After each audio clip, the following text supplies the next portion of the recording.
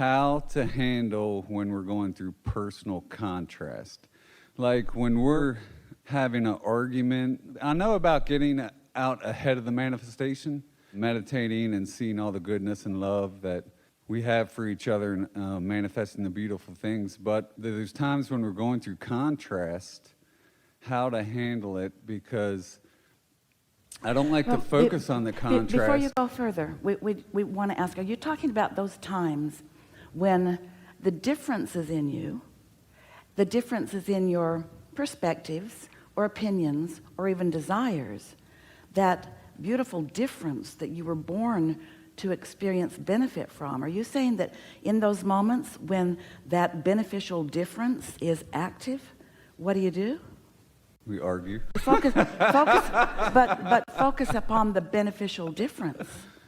In other words, we want you to embrace the clear understanding that your differences are of such value. They are, and I see that. Your samenesses could lead to absolute boredom. That really is why people move on from relationships so often. But if you have a relationship where differences still abound, where you help produce in each other new clarity about what you prefer, so that you have a dynamic, active relationship, then it can be eternal. But if you can ever get so compatible and so same and so aligned in every idea about everything, then this relationship has no more potential to produce expansion. Yeah, and I understand that, and I see the beauty, and she has helped me grow tremendously.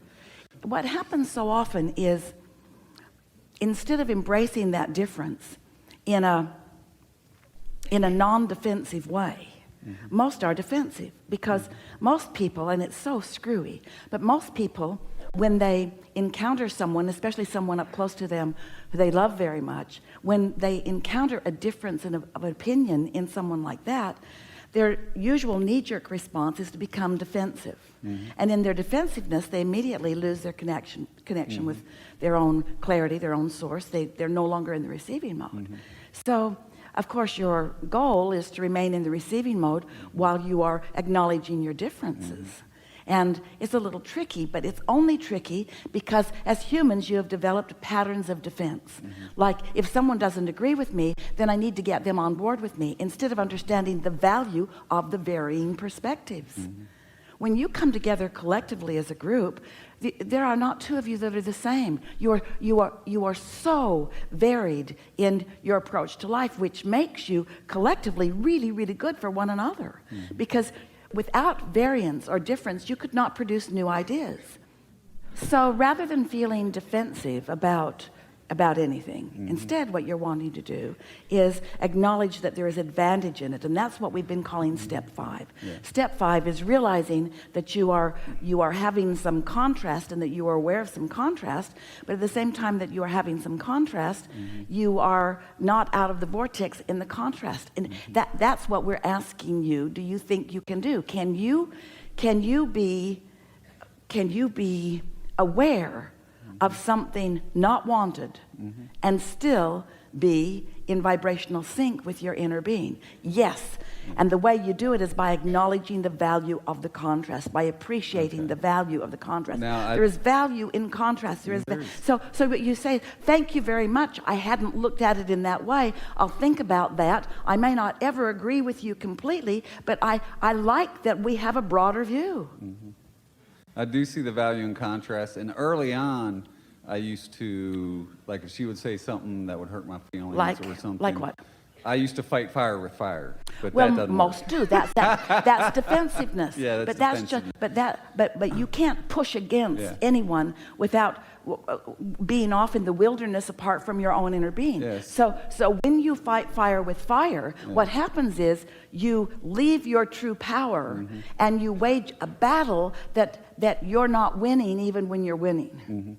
And the reason that most who are fighting fire with fire, or who are fighting at all, the reason that most get more and more belligerent about it, or more and more strong about it, is because you have a unconscious, maybe conscious awareness that you've stepped out of your energy zone, out of your power zone, out of your true leverage zone, and now you're trying to make up for it through the action and the words, which are never very strong, but it's what makes people be so ridiculous.